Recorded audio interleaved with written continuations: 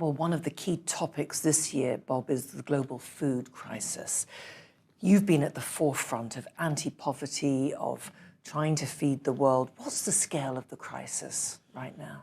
Well, it's huge, as it was back in 1984 when I sort of became involved in it. And it's sort of odd.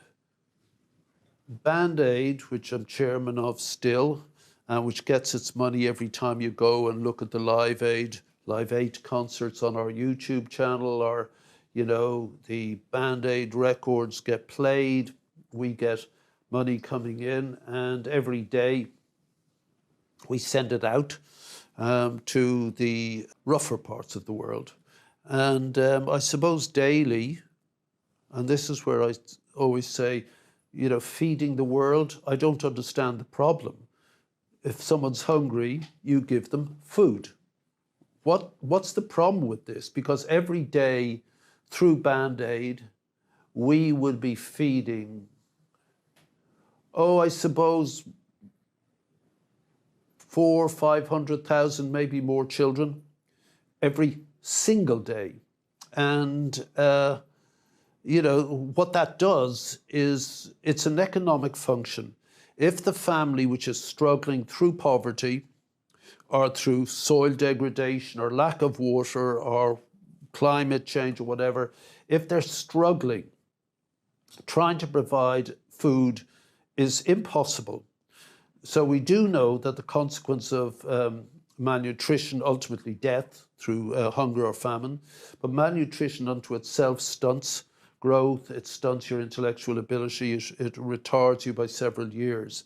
If a meal is given, guaranteed free, from produce in the local markets and cooked by the local people, particularly in school, then it is obviously to the benefit of the family, not just that little Johnny gets a meal, but that he goes to school. And they will make him go to school simply in order to have the meal, which then alleviates the burden on the family. So there, in one small thing, is the tiny problem, the entire problem encapsulated.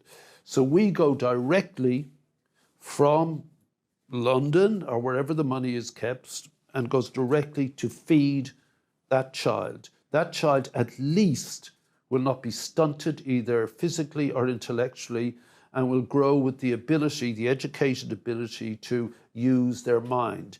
When people use their minds, it is generally to the benefit of the human population. So it's a real simple thing. I don't get it.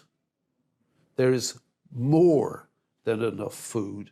In fact, we know that to be the case because it's controlled by several unfriendly states. When Russia decides to cut off its grain shipments to the world, or the Ukrainian shipments to the world, when they decide to cut that off, then people in the Middle East, utterly dependent on these, start dying.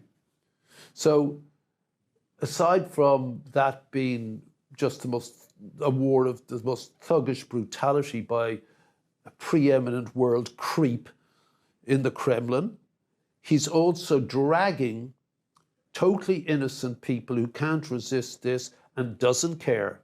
So what you see is you get outbreaks of bread riots in the Middle East, you get governments toppling. This is the essential present dilemma.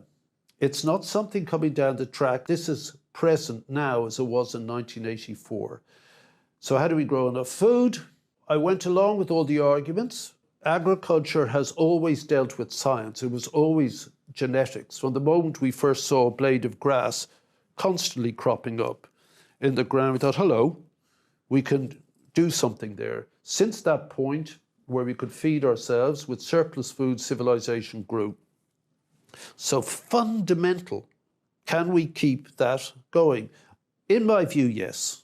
There are so many things happening out there genetically, GM crops, which I'm for, provided the company that has modified the thing doesn't own the copyright on these things, no more than it owns your DNA, which people attempted back in the day. Hydroponics. But immediately, like everyone watching, I'm as scared by AI as I am bemused by its potential. AI immediately can, look at supply chains, it can look at food waste, it can look at the viable land, it can look at what proper crops should be grown there, new crops, it can do all that. Personally, I think that will be a game changer in the whole food revolution. In a positive way. In a positive way, that's what I'd like to think. But, there's no such thing anywhere in the world with a human solution that doesn't have a massive downside or just a downside. I do think we'll be able to feed ourselves, not in the old way. Is the answer there? I believe so, and increasingly so. Do we have to rely on science? Probably, because agriculture almost always has.